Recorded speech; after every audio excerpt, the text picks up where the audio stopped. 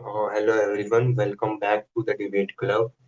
So today's topic is, but before I say this, the video, like the session is being recorded. So if anybody wants to stay anonymous, it's okay.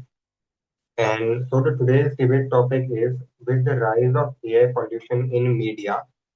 Hello, am I audible? Okay, I'm audible, I believe. With the rise of AI pollution in media, objective truth is more necessary than a stable narrative for a functioning society. So I will give a brief on this. A function stable narrative is a story that people tell themselves, a society tells themselves to maintain social harmony and co-unity. Like example, what can we say? Countries' national anthem, countries' values, countries' mythologies. They are all stable narratives told by the society to themselves. And objective truth is truth that can be verified. Like today, it is the debate session is being conducted. This is an objective truth. So the question asks that there is a dilemma between complete truth and societal stability. And this dilemma was first, noticed by Aristotle. He said, "I don't like lies except for one lie, and that is noble lie. Noble lie is a lie that helps in maintaining societal stability and cohesion."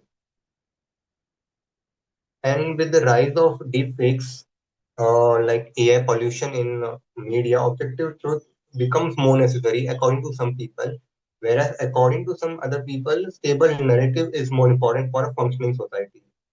So AI pollution is like deepfakes. Okay, so what if people stop trusting information they receive from online sources?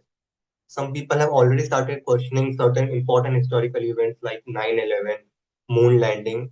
And so, if people stop questioning the very information they get from video and audio, then we need some, regulations so that objective truth is being verified and, protected. Otherwise, people will stop trusting everything. And for that, labeling deepfake content, some say is the solution. Media literacy for public, whereas others say that labeling a stable narrative is very important because there is no objective truth, and cheap fakes have done more harm to the election and democracies than deepfakes.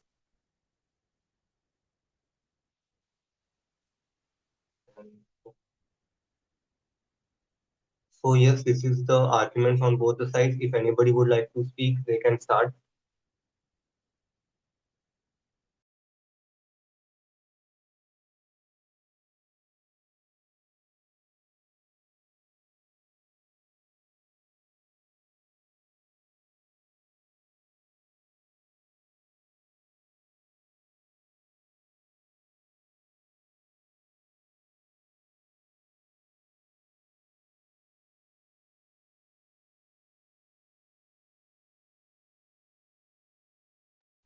Venkat, I have made you the co-host. In case any technical disruptions, you will be handling the meeting.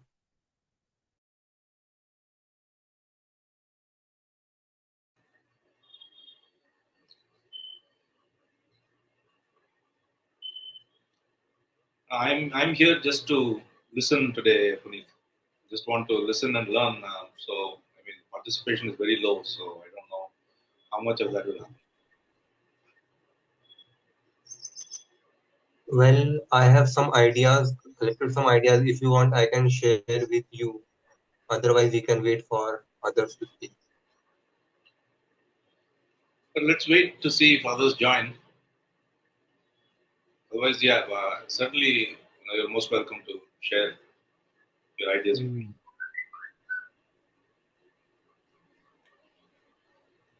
Can, Puneet, can you simply explain the debate topic? I did not fully got the fact sheet. Okay, so basically, a stable narrative is one that a society tells itself. Like every community has some story, right? Every religion, Hinduism, Christianity, Islam, has some stories, mythologies, right?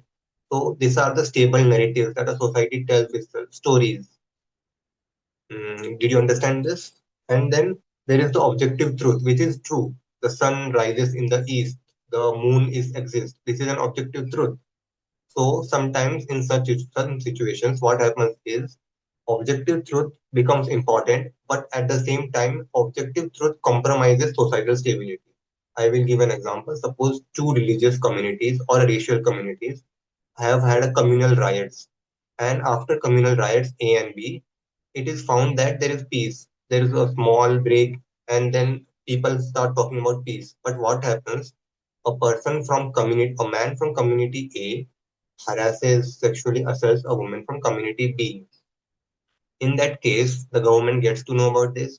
But if the government releases this news and tries to hold the culprit accountable, then this news will spread to the communities, these two communities. Then again, people from community B will say, look, he did it because of religious reasons for taking revenge. It may not be true, it may be true, nobody knows. So, in that case, should objective truth be shared or should societal harmony be prioritized? And the second thing is in this is the deepfake. Deepfake is related to in the sense that you see some videos. Like in 1970s, there was Richard Nixon and corruption. He was caught in a corruption scandal. And when he was caught, there was a video recorded where he was seen bribing officials to stop investigation against him. When this video was released in the public, people were like, kick him out, and so he has to resign forcefully. But imagine today some video like this happening with Trump. Trump can claim that this is deep fake, right? So Trump can protect himself by saying that the video is deep fake, even if it is true. So this is called liar's dividend, which makes it hard to hold public figures accountable. And once deepfake starts penetrating and people realize that look, what we see and hear may not be true, then people stop trusting. In that case, there is no, proper transparent information, which is so important for the functioning of a democracy. And then what will happen if people don't trust information? Then the foundation of democracy will be at risk. And so some people have started saying that we should label deepfake content. There should be media literacy for public so that people can identify deepfake from real things. And then there is some people are saying that shared narratives are more important, that there is no such thing as truth, that truth is subjective. Like suppose Venkat can say that I'm speaking good, but Prakash might say that I'm not so like not able to express myself. Venkat might have different opinions and Prakash might have different opinions. So people say that except for some factual things like the sun is, circular shape or we are having this debate session, other truths are just, subjective. The economy is growing, India's economy.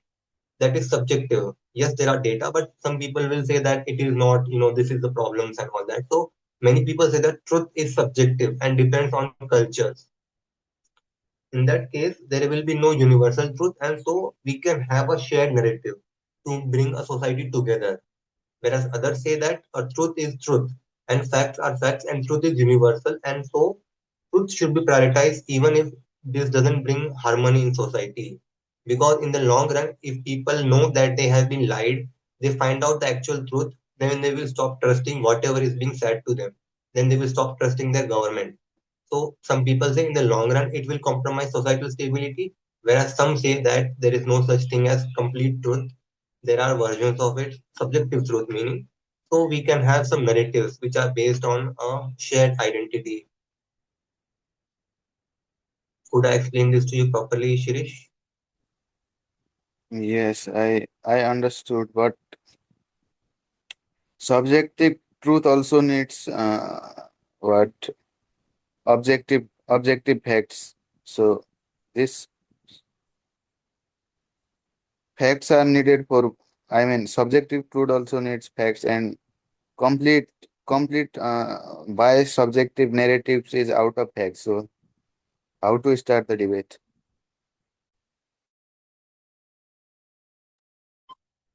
You can start by taking any side. You can start by saying how deep fake like AI pollution should be regulated or it should be allowed to, have a narrative. Or you can start with deep fake like facts, objective facts or subjective narrative. You can start any way you feel good.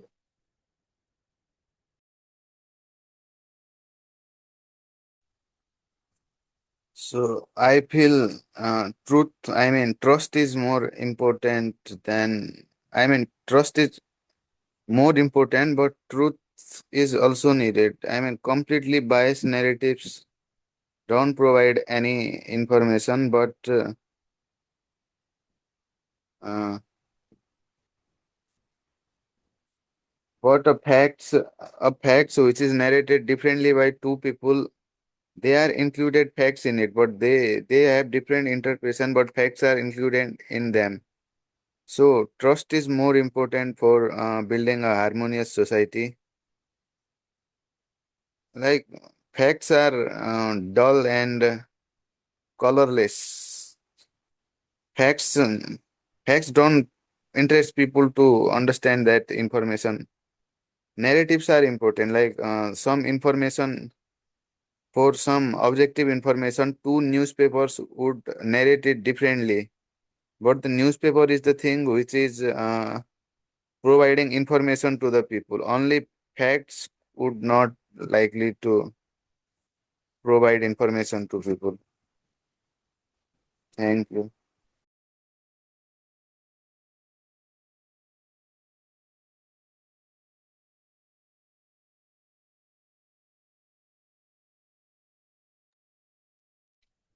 Thank you, Shirish. Your points were good that facts and narratives are both are important. And I agree with you that facts should be told to people because in the long run, people trust only those who say to them truth. And I also agree that narratives should be based on facts and truth. Like if I give an example, country A and country A attacks country B, and country A's government tells its people that look, the country B is trying to, be aggressive. That is a lie. That's pure lie. But that narrative is told to the people of country A so that the people stay united and support the war. But that is a lie. In the long run, people will may find out the truth and stop trusting their government. Societal stability in the long run may be compromised. Maybe in the short run, people might support the government, but in the long run, I don't think so. People may trust their government, or it can happen that even if people don't find out the truth, but it will hurt them because obviously country A will be isolated internationally. Country A will be sanctioned by Western powers.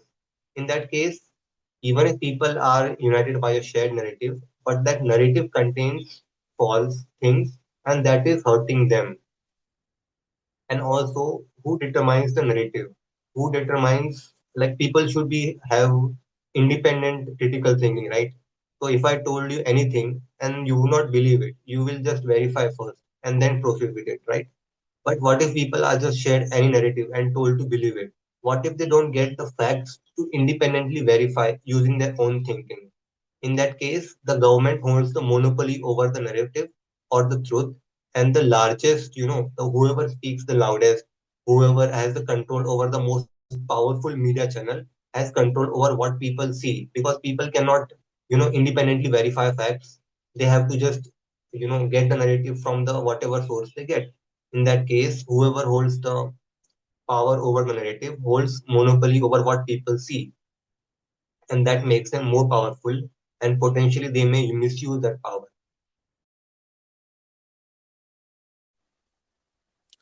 I feel this situation is too much hypothetical. Like these situations, like telling truth to the public by the government creates wars or I mean chaos. They are only in certain things. They can or could not. We cannot fully know that. I mean, there is which is in what we say, which is in hype nowadays that some days ago that what is Epstein files. So what is in Epstein files? It is told that there are very extreme things in extreme files that if people get to know that that would cause chaos, and so that is why the CIA and the US government is hiding Epstein files. But everyone wants to know what is in the files. We don't know it would create chaos or not, but we don't know that hiding it would cause a good good thing. That is all. I mean, truth needs to be prevailed. These situations are only inconsistent. In Nepal as well. In Nepal, the king was that is a very uh, popular incident. The king was killed with all his family members. King Birendra Bir Bikram Shah in 2000 something, around 2061 62, in BS Bikram Sambat. So uh, he was killed, and the incidents, the narrative that was shown to the people was that his own son uh, was drunk or what, too much in he, too much high, and he killed his own father. He killed his own father and all family members, and at last did suicide to it. Now, these facts, nobody in Nepal believes these facts, and everybody knows that there was some other end. Maybe it was foreign power, or it was that times political parties who want to come into power by overthrowing the monarchy. These facts were provided, and they were not. But the thing that is told was the thing that it was hide because was it was hidden was because that it would break the unity of people among Nepal. So we do not know that it would have broken the unity in Nepal or not. If government if government hide it because if Nepal's unity was broken or not is in uncertain. But the false narrative that was provided in the events provided a lot of confusion among Nepal, and it is still in hype, and people are still wanted to try finding the truth, and government is again trying to open the file to investigate it properly. So the false narrative has caused more trouble, and hiding it to the public has caused more trouble. So, and we don't know that government, we cannot trust government as it is perfect, as it knows that it would cause chaos or not. Government is also driven by self interest. So providing truth to the people is more important, I think. Thank you.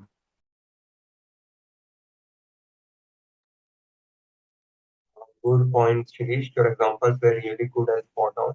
And I agree with you that when you said that it is uncertain how the people will react to the truth or to the fabricated knowledge that they have been given.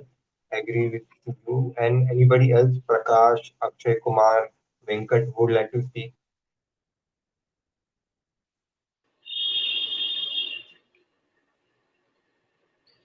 Um, so AI is only one aspect of the problem.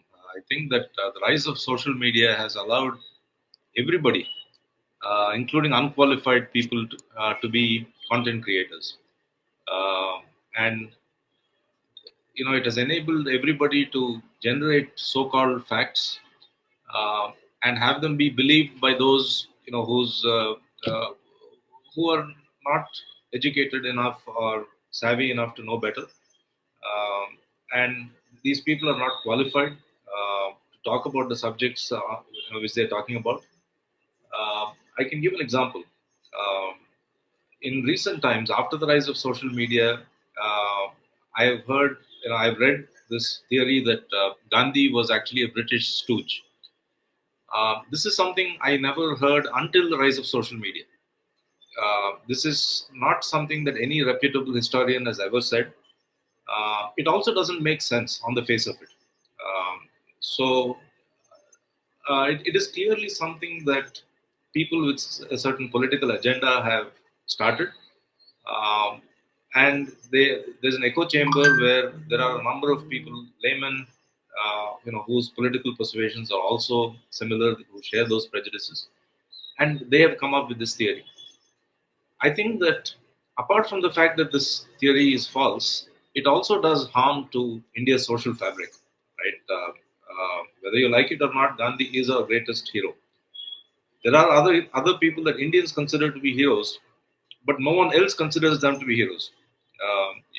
The only political figure in India that is known to the outside world is Gandhi. Um he is the reason for India's international reputation. The only reason India is even considered in the rest of the world is because we produced a Mahatma Gandhi. However, this narrative has gained traction, and I'm seeing more and more people spout this. Uh, you know, they are unqualified people, and they don't realize that this theory has also come from unqualified people. So this is one example of how social media facilitates falsehoods that actually do harm to the fabric of the nation. Now, I'm not arguing for suppressing this kind of narrative. I don't believe in suppressing free speech. I believe that people should be allowed to say whatever they want to say.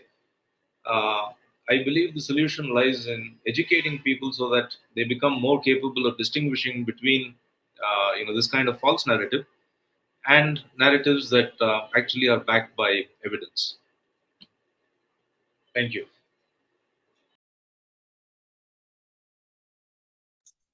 Excellent, Venkat. I agree with you on the education part. And yes, I agree that we cannot restrict the people from saying what they want on social media.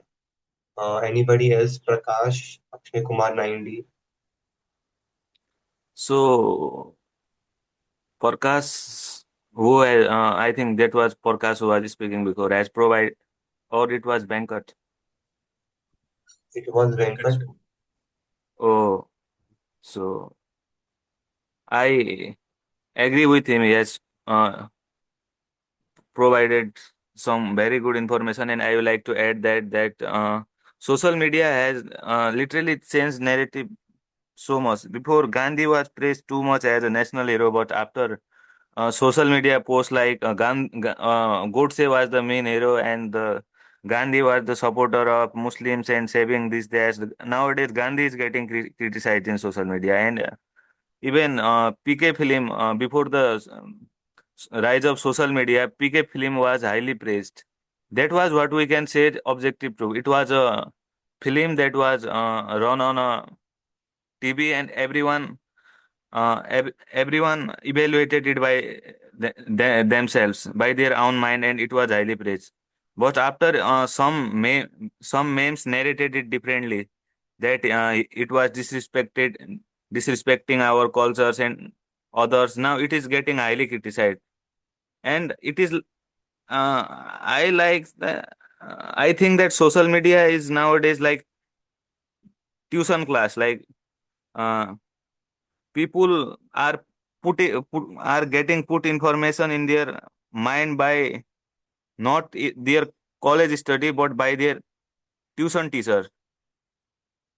They are taking mind of others in their own mind. So I think that social media has created a lot of chaos these days, but I also don't discourage it. I mean, people need to tout critical skills of knowing what is right or what is wrong uh, by uh, by confirming it with AI or investigation by their own, not by trusting blindly by seeing comments. This is the main problem that is caused in today's era.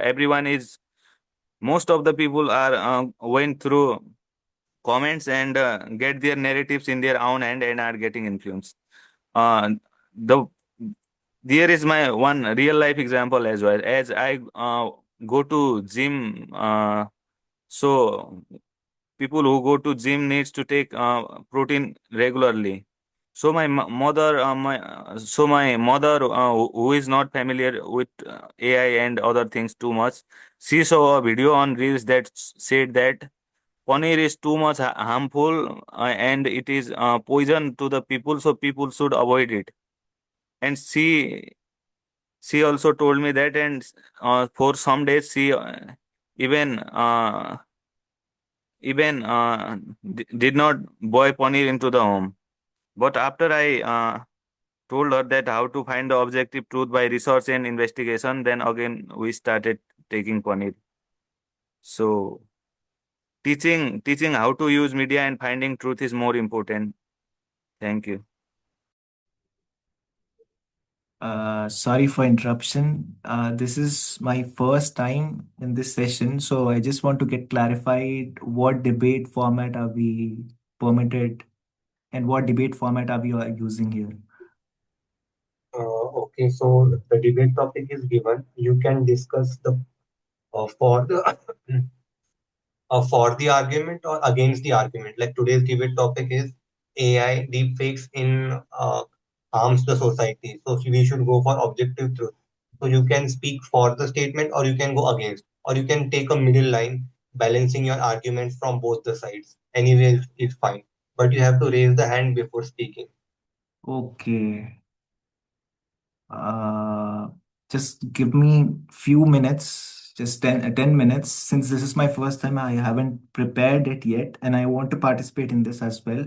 So just give me a few minutes. I'll prepare and I'll just give it to you. Is that fine? Sure. Thank you. Okay. Hello everyone. As like Akshay said, I'm also looking to my first debate and join it. And I don't prepared much, but from what I've heard and what I do want to agree with the topic. I do feel objective truth. Okay, is it better? I am on my Bluetooth. It's as close as possible. So yeah, I do agree with the topic. I do feel objective truth needs to have more weightage than a stable narrative, and mainly because when we were kids, all of us, whenever we started reading newspapers, until a certain point of time, we didn't realize that uh, there could be false information on a newspaper, and we believed it was the truth. The notion of an agenda behind the news or any media output uh, was not conceived. But when once we started realizing that the way we consume things changed very very quickly, very rapidly. 20 or even 40 years back, a man or a woman who reads more than one newspaper was considered more knowledgeable than the rest because it was viewed that they know better things, and it comes from the fact that they read more. What genuinely happens in that process is when you read two pieces of news from two different newspapers, is you get two views, and without realizing that. Uh, Without realizing that in yourself, you start critically analyzing it, comparing why someone is saying this and why someone is saying that. But in the current situation, a lot of people don't really have a habit of consuming news or consuming content as a willful conscious act. We are all on social media, and that turns out to be the largest single source of media that people use. And you keep scrolling. You don't know what you're scrolling into. So at some point, the idea of critically looking into something has faded slowly and slowly, and AI has creeped into those algorithms that we don't know. Shirish had brought up a point about his mother saying something about paneer, which was not true. To be very fair, all of us, if we pick up our parents' phones and see what they are watching, it's going to be 98% or at least 70% AI slop. And the fact is that they don't know they are watching AI slop. They think it is real. There are instances where my mother sends me something and I realize what she sent is completely AI generated. And when I tell her that she is taken aback that something like that could exist, that it is so advanced and it can be completely generated by AI. So the single source of news which we have today has been completely penetrated by AI. And as it is in a world where truth has very less meaning because people don't know what it is that they are consuming in the first place. A content creator might be saying an explainer video or picking a topic saying, did you know this happened? Did you know the mystery behind this? But why is that a news or why is it a topic of content? Why does a person believe if I say it in this fashion, this video will fetch me 1 lakh views? There is certainly a goal behind that, and that goal is it truth, is it views, or is it an agenda? Is something a common man is not prepared for, and I really don't know if the Gen Z is also prepared for, because a generation raised by algorithm is I don't know how quickly they'll wake up to algorithm is not just giving them only the truth. It took so many years for people like me to know that the paper is not only giving me the truth, it's also giving other stuff. So when will this generation or when will the mass wake up to the algorithm? That is when we'll truly know how much impact or damage is happening. So until then, I think objective truth needs a special attention or a special uh, importance, because it's truly rare that it organically picks up and people pay attention to it. Uh, Even without media, even without internet, people used to say if you repeat a lie enough times, it becomes the truth. So you don't need to repeat a lie enough times these days. In one go, in one trend, the lie becomes the truth. So I think objective truth definitely has lost its privilege or protection or importance, and it's important that we keep stressing upon it. It's my 2 cents.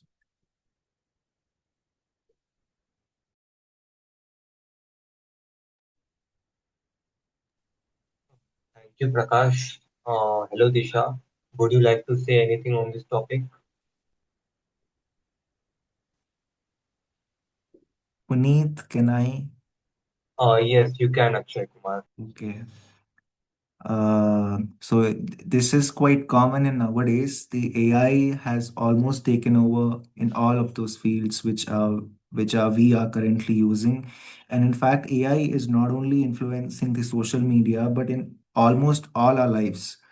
It might be writing a letter, we might seek help from AI, or making a conversation, knowing few phrases, we might seek help from AI. And in fact, even might be preparing for this debate, even we might have seek help from AI. So AI is almost influencing a lot. But when we look back, when we back in 80s, people feared using cars. It is because they had a lot of reliability on the horses.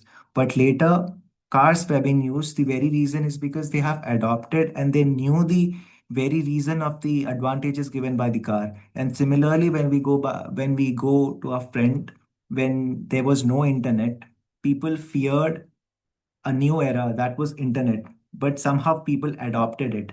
And similarly, the AI is a new generation that we must face together, and we must prepare ourselves for the next generation.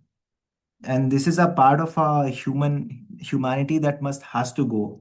And with the today's agenda, that was media, AI is manipulating media, or AI is being giving. That is very true.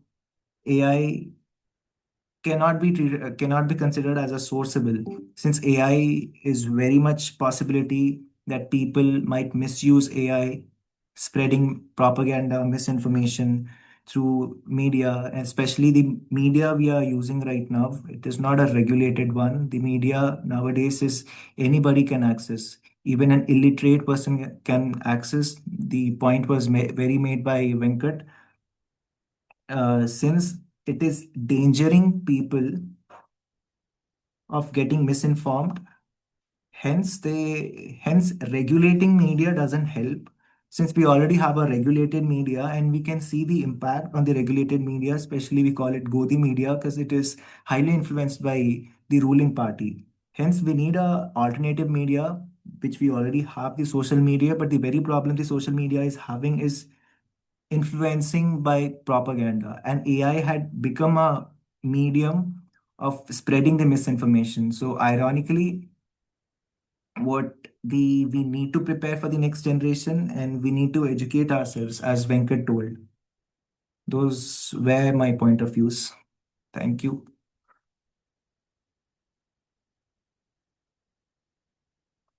Hello. And unmute yourself. Hello. So Yes, Akshay. have you heard my debate? Have you heard my entire point of views? Yes, I heard. Okay. So that was my case. Yes. Okay. So you can unmute yourself now. Okay. Hello, Disha. You are new to this topic, so would you like to speak anything?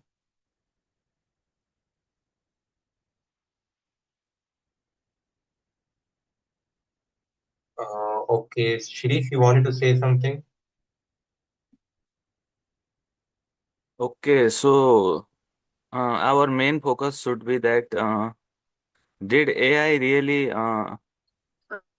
really increase the cases of what we call biased narratives, or it was from the beginning of society that false narratives were present in the society and objective truth was always in trial, and only the forms had changed to AI. Like people where AI was not in Middle Ages as well.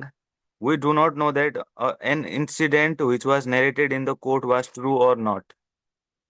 Someone complained that he slapped me, and so the court has to find the truth. And that time also it was relied on narrative, and to find the objective points, laws were made. Like if there is wound in the face, then it would be verified as a uh, as a crime. So in this way, that I feel that objectivity was always on trial from Middle Ages, and only the forms had changed into the AI. But due to the huge advantages of AI, the huge advantages that it has also provided huge drawbacks.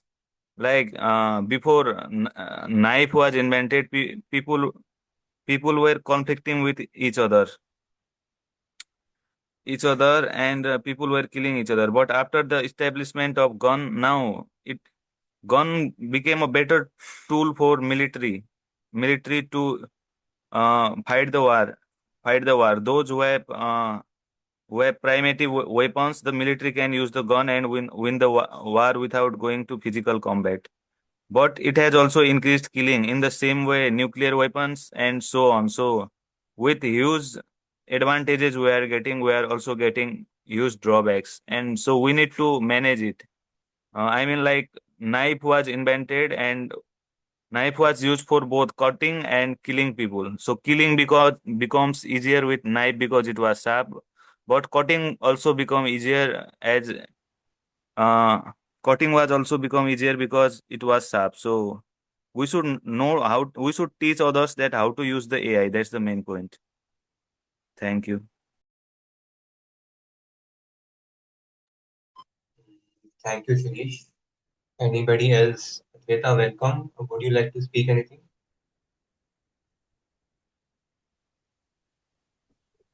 Yes. Puneet, is rebutting allowed in this debate? After everybody, second round will be rebuttals. This is Oh, the okay. first round.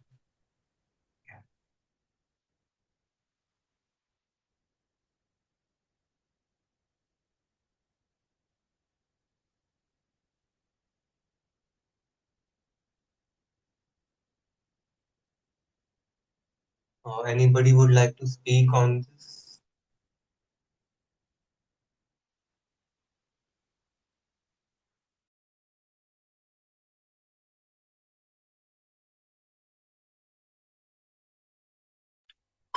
Okay, so I would like to share something as nobody is speaking. We have the challenge of deepfake. As we know, deepfake is like we can have a political leader say that something that he doesn't say. Suppose a political leader of X party can be made to say something against his own party, something against himself, and that is deepfake AI. And the biggest problem is we cannot differentiate. We need highly technical assistance to differentiate between real and what is deepfake. In that case, there are many challenges. The first challenge would be that people stop trusting information they receive from video and audio. Like I shared before, people today, some people don't trust the facts like on events like on 9/11 moon landing. They question whether it really happened because they have stopped trusting video and audio. And if people stop trusting video and audio, because video and audio has been so crucial, it has recorded our history from World War I to the 2000 period of Cold War. Everything has been recorded through audio and video, mass media, social media. This is the sources of information for people. And if the sources of information people stop trusting them, then this is bad for democracy. Democracy, as transparent information is crucial for a functioning democracy. So some people present the solution that maybe we should label the deepfake videos as they are deepfake, and many companies have started doing that. So anybody would like to speak on this in this direction is open to.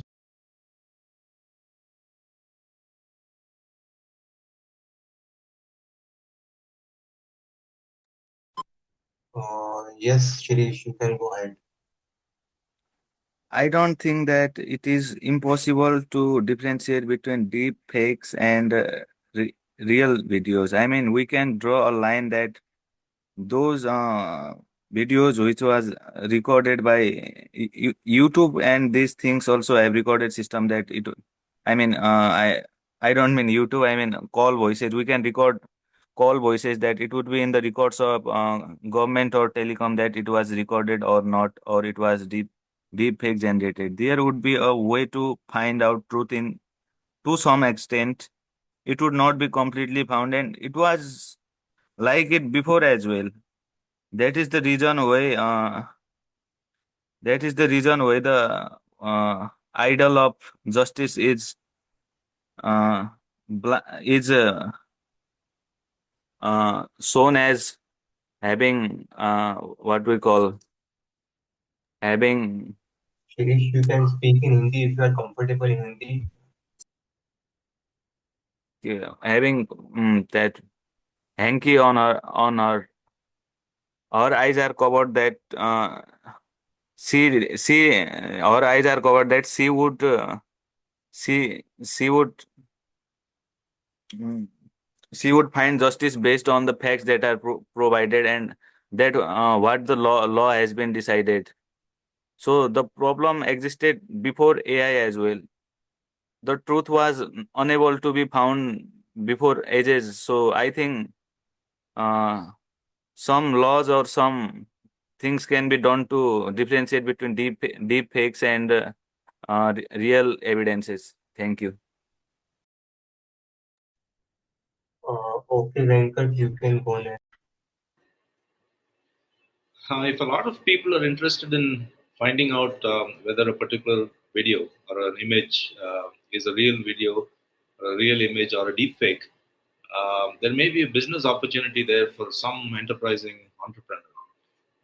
I can easily imagine a company that specializes in scanning through an image or scanning through a video and giving a verdict about whether it's deep fake or not. And if people are willing to, so such a company will only be viable if someone is willing to pay for that service. So if a lot of people are willing to pay for such a service, I can easily imagine such a company coming into being. So deep fakes and AI are a product of the market, and the solution also may come from the market. It's just an idea. I know that such companies don't exist today, but they may very well exist in the future.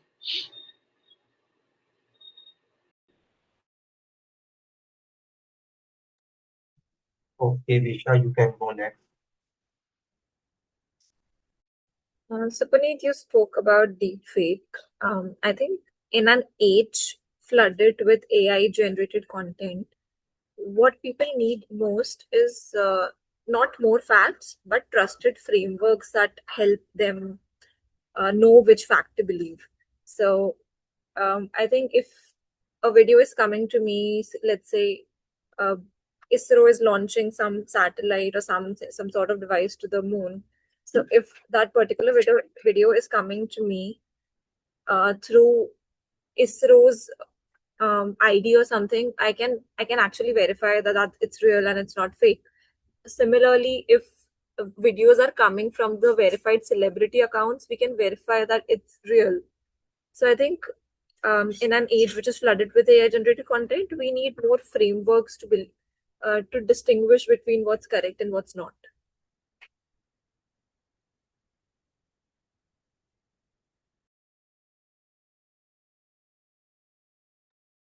So I agree with you, Disha, that we need trusted identity and trusted framework.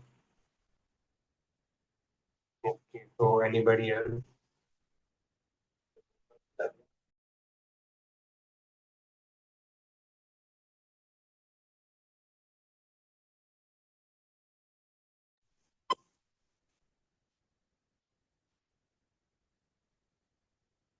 Mm, Hello, Augustine Thomas. Would you like to speak anything on this topic? No. Okay.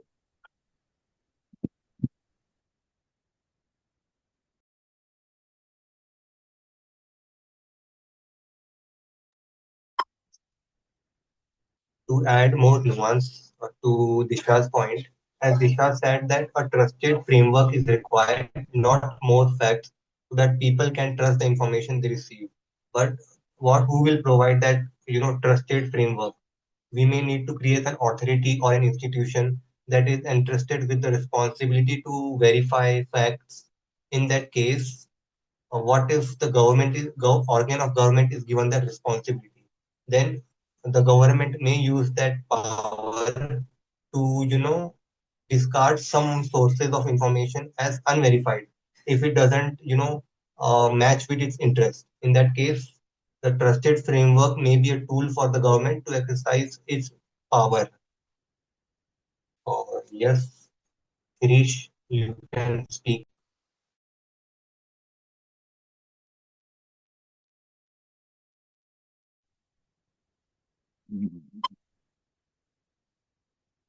Like I said, that the forms have been changed vastly, and we should find a way to solve them. But if it has crossed so much line, then it cannot be solved from a point of view. I want to disagree by myself that nobody is here now discouraging AI. So I want to discourage AI.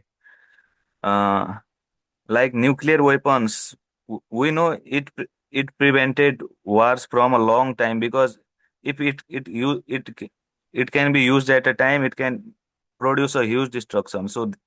So in a way, provided an they provided an advantage, that they have prevented war from a long time, that physical war. But the disadvantage that has been prevailed is that it can destroy world or civilization in a second. So now the meetings are getting organized in UN and many treaties that these nuclear weapons need to be destroyed. They are getting discouraged. So in the same way, I think AI has crossed line too much, like making nudes of people, fake nudes of people, and many people are doing suicides and many things. So these things need to be discouraged. These AI things, the deep fakes things needs to get discouraged. Thank you.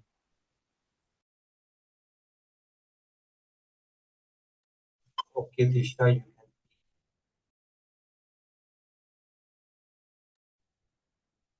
So you mentioned about that maybe an organ of government should be the one verifying the information, or could be a framework. I have a counter to that, that there cannot be one universal verifier of truth, because I think different people require different information at different levels of depth and expertise. So if one organization, okay, so the level of importance to a news, maybe I need more of science news and not Bollywood news. So the relevance of information for me about science news is comparatively way higher than about Bollywood news, and we cannot expect government or an organ of government to verify each and every information.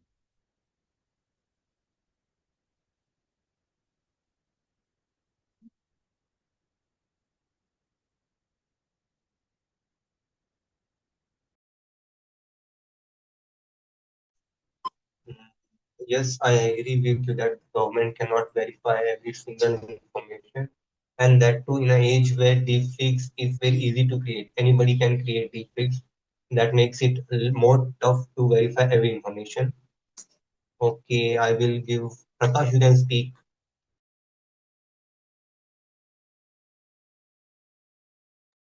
Uh, Thank you, Pradeep. So, the deepfake is a very concerning factor, whether it has flooded our feeds and narrative, or whether it has given significant damage. Irrespective of that, the very idea of this tech is deep rooted in disrupting people's private life. Shirish brought up this point about news. I want to add that in Twitter there is this Grok feature where people just put some image and ask Grok to change the dress and everything. And it used to throw it, and it was so concerning that at some point the government asked X to disable that feature in India. So I don't know if it is still prevalent, but I've seen very less of it after that initiative. So at some point we need to draw a line saying whether we need such an tech to be freely available for everyone, or it has come to that stage now. Again, going back to the Shrish point where he said from knife to gun, how it made people better. Again, there is drawbacks of having a free culture as well. So this free AI, free deepfake culture has a lot of disadvantages. Just a few weeks back, when the FIFA World Cup was happening, in the final stages of tournament, there were so many uh, conspiracies or fake news about how a certain team is getting favorable outcomes, or how FIFA is no longer a impartial organization. In the parallelly, there was the new protest which was happening in full flow. There were again more fake news about the organizers or what the kind of action the government is taking. And if two people are interested in two different things, if one person was into football and the other person was into this exam paper leaks, their feeds will be completely different, and it will have completely two different sets of fake news, and enabled more by AI. So it is very difficult for any government or any organization independently vet every single post that is coming out, every single image that is being posted online. We have Reuters doing it, we have News Laundry doing it, but it is really possible because everybody is posting. For every 100 or every 100,000 AI enabled post, it is going to be very difficult to fact check, and it's not going to be a working model anymore. So we need to go to a fact where we sensitize people about this, and at the same time encourage limited usage of the same, because otherwise it is going to be very difficult to lower the usage or lower such posts being posted, because people are doing it for many reasons. Earlier, there used to be saying we really don't know what's happening in other people's house. Today, we really don't know what's happening in other people's feet. You take your friend's phone and you see it, you know what a different world they are living in. It's that just because there are a few reels exchanged between you two which are in common factors, it doesn't mean your entire feed and their feed. So AI is playing a very more diverse, more nuanced role, and uh, it's growing so fast that we are not able to catch up to its disadvantages. It needs more structural change and more AI based literacy, AI media based literacy to address this deep fake culture. Thank you.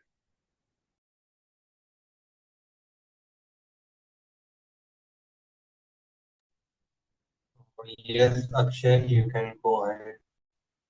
The DeepSeek is quite concerning, and also members have raised pretty good points, which one is institutions cannot be held accountable.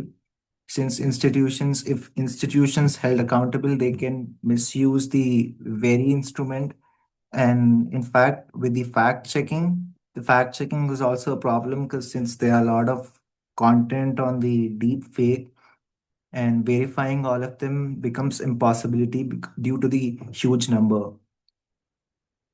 But what their regular a specific institution cannot be held accountable for deepfake newses, but what the government can do is, the one who has authorization of doing deep fakes, creating those content, like we common people, should be given licenses.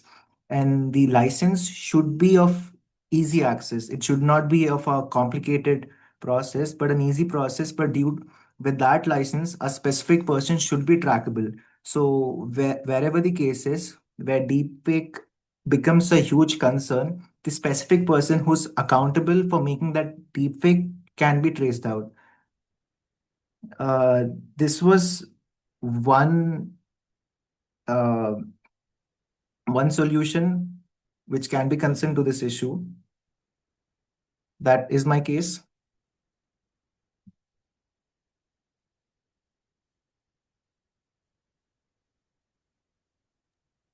Once you are done, Akshay, you can unmute. Okay.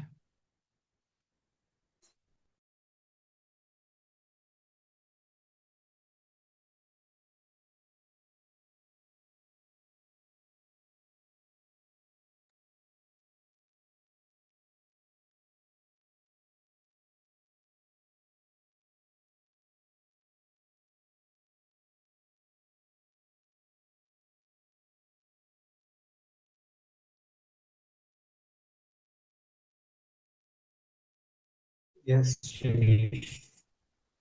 So I disagree with Akshay's point that licensing would prevent the problem. The problem of AI and deepfakes has grown so much that now it cannot be controlled. Like now, government don't have the power to not give holidays on special festivals like Diwali, Holi, etc. Because it is like constitutionalism. That is the will of the people. If it law and government tries to probe it, also the people will also follow. And in the same way, the deepfakes and AI has spread all over the world like that. If the government license it, then also the problem would not be prevented.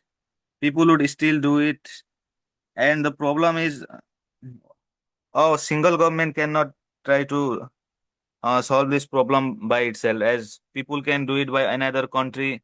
So the crime can be committed by another country by using VPN and other things. And I mean, the problem has grown so much. Licensing would not prevent it. Thank you so much.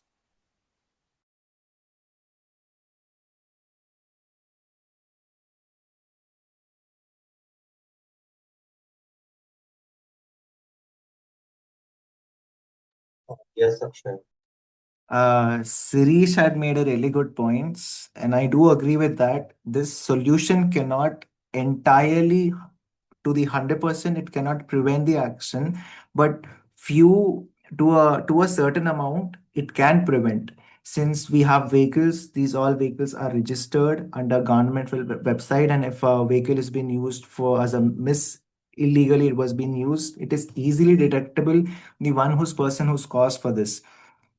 And even the social media, your account, the social media entire accounts and Google accounts, these are regulated by the government. If any miscontent or any misinformation or any prejudiced information is being passed, it is regulated. Similarly, the same mechanism has to be implemented where deepfakes should be given a specific identifications, and the identification is the very purpose is to identify the perpetrator, yani the one who's a wrongdoer.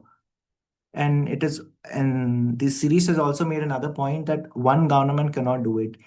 Yes, but one government can prevent wrong happenings of wrong in the specific country, and what's happening in the other country can only be solved through collective agreements. Since it's upon the UN, if we are talking about the international issues, but if the national issue, it's the government intervention can prevent deep fakes to an extent, but entirely it cannot be eradicated. That was my point.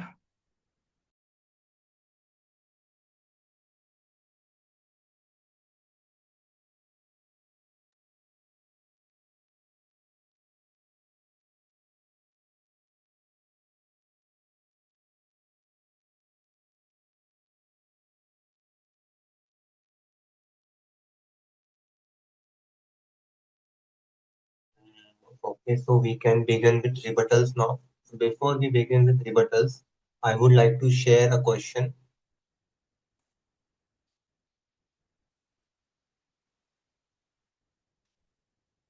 The question is, there are two communities. This is a dilemma that has taken place since the times of Aristotle. And the dilemma is between societal stability and objective truth. two communities, A and B, they had riots between them, and now the riots have stopped and there is peace. Like slowly peace is building, but there is still suspicion. Amidst this suspicion, a person of community A murders another person of community B, and the reason is unknown. But if this fact is released in the media for investigation and reporting, then there can be suspicions on both sides of the community. The people of community B will think that the person of their community was murdered because of the riots issue. So now the peace might be broken. The peace. So there is a question of societal stability or objective truth. In that case, the government stop the truth from being released to the public, or should it, compromise and risk conflict by sharing the actual truth? If anybody has opinions on that, sure, you can share that, and you can also have rebuttals, like you can counter anyone else's point, or you can share your own point in 3 minutes. Yes, Akshay. The very solution will lie in objective truth. The very reason is because the relation is built upon trust. Hence, the citizenship and the citizens and the government should be connected with a trust. Hence, releasing the actual truth of the murder will be a better choice. There's a possibility of conflict between community and A and B, but it cannot be undermined. But the investigation, the very reason why a the member of community A murdered B, reasons has to be specified. A specific investigation has to be released in the public. Hence, this will not only help people understand what truth is, it will also help the government and citizens to bond together. And furthermore, this is how a strong democracies work.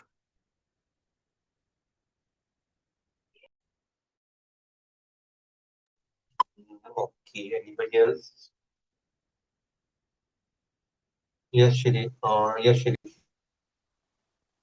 So I think the truth needs to be hidden because if the truth causes bigger destruction, then it needs to be hidden. That's the main work of the government, to prevent the bigger destruction.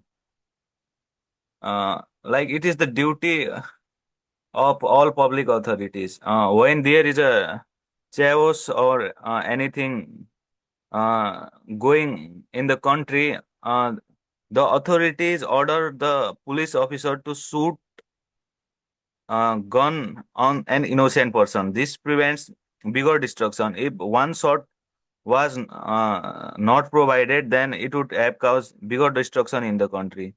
Well, that one person's rights are violated, but it is the duty of the government to prevent the uh, bigger destruction in the country, not individuals' right. Maximum happiness is the main point of democracy. So maximum happiness should be prioritized because state is about the population, or uh, state is about the maximum population or votes of the public. So maximum needs to be prioritized instead of one. If the maximum gets vanished, then there is no point of uh, several people again starting civilization from hunting age. Thank you.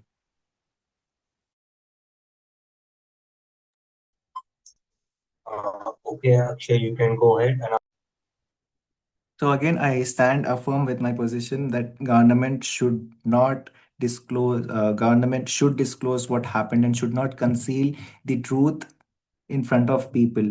The very most reason is because we are talking about government versus the entire country and the two communities. And in fact, he himself, in his speech, he mentioned maximum happiness should be prioritized over few people. That is a majoritarianism. And in the present case, we can clearly see it is a matter of two communities versus the entire country. So when we are talking about 1.4, I mean, the entire 1.4 billion versus few millions of people. Hence, the maximum happiness has to be prioritized in this case as well. And furthermore, when the when at a point of time, few suspicions may create on citizens. It is a future speculation. Citizens might somehow came to might get an idea of why suspicion of the government had concealed such information. This will further create a turmoil among the citizens and the country. So it is better for a government to not to conceal the truth and be honest in front of its citizens.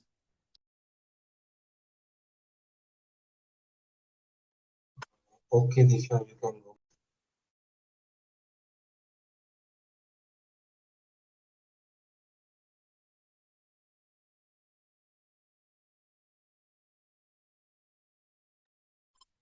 Hello, Disha. Am I audible? Are you there? Yes, you are audible. So, first of all, very interesting case. My thoughts are in line with Akshay's. So, I think the government should not conceal this information as it is very critical. So, in my opinion, government should disclose all this information, but at the same time, government should take measures so that there are no riot amongst the communities. So, for example, when like this is a in completely in different direction, but when article when section 370 was removed and the special autonomous status was taken away from just Jammu and Kashmir, uh, this information was of course it has to be released, but at the same time there was measures implemented so there is no chaos or riots amongst the communities others. And similarly, I believe government should take those measures. I think when government voluntarily disclose this information, they can control the narrative also. They can control um, how much information is to be disclosed, when is to be disclosed, and all that. But if the government tries or decides to conceal it, um, if by any chance the information got leaked, they will not be able to identify the exact time, and the controls, the measures which they will take might not be as effective as they would be if they decide to disclose this information. So that was my stand.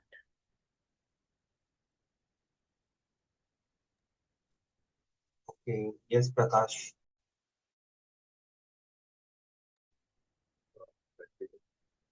My stand is also towards government disclosing the fact. The point with the point which is being made to say that the government shouldn't disclose is it should keep in mind of people happiness, people welfare. But there is no way without there is no way to guarantee that the government is doing that only for that reason. For whose happiness? Is it for the government's happiness or the some businessmen's happiness or some particular group's happiness? You can never know this until the reason is until the matter is disclosed. There can be more sinister factors involved as well. So it is always good and always better to bring things out and know. Epstein files being closed is doing no good for the public. The people who have done such heinous crimes need to be brought in front of the public and need to be trialed and make sure that law takes its own course. So in the closure of such files is not doing any civil society any good in the short term or the or in the long term. There are cases where like an Area 51 where there is secrecy and there is some speculation around it. Those are unique cases where the government still holds the upper hand and says, "No, we don't want to, disclose what exactly happens in this area." And criteria where national importance comes there, very particular exceptional cases we can take and stand like that. But by and large, people should know what is happening. People can't be always perceived that they are not fit enough to handle the truth. This is a notion which is going been going on since colonial ages, and a lot of the reasons why things were not told to people were for the benefit of the king, and we don't know, or we can't say for sure that it was done for the benefit of the public. Uh, and one more point I wanted to raise was there were points made regarding how much government intervention can work with regards to AI. We see cases in Europe or in Australia where governments have come forward and said that we don't want people under the age of kids under the age of 16 using social media, and they are doing a countrywide plan. So measures can be taken. I do remember when Facebook was very new, and when school kids were logging in, it used to be said that you have to be 18 above it, but you can just put your age, your birth year as 1972 or 1985 and still log in. At nowhere was a barrier enforced very strictly. And I think it is time with regards to social media and with regards to AI, we bring in barriers more strictly, because a structure is not there, and a seemingly structural criteria is also not being met out, is discouraging uh, a healthy public disclosure, be it government's high-handedness or lack of intervention. In either way, the public stands to lose. So that is uh, that is something which should happen in both fronts, where we take barriers which will induce more AI awareness. At the same time, it will also not help. It also doesn't allow the government to keep facts under confidential rights forever. Thank you.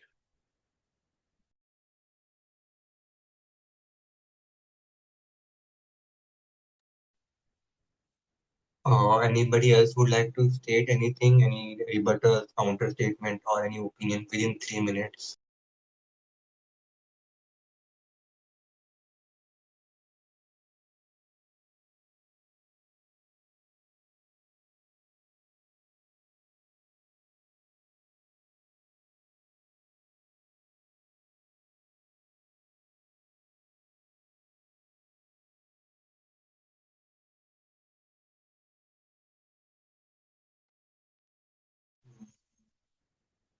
Okay, so can we end the meeting here only? So I think nobody had contradicting views apart from Shirish, so there are no scope of rebuttals. Yes.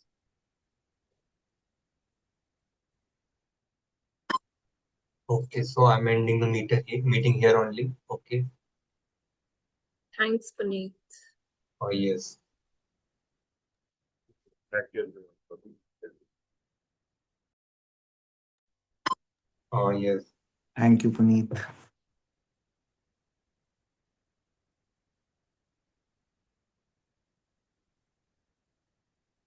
Mhm.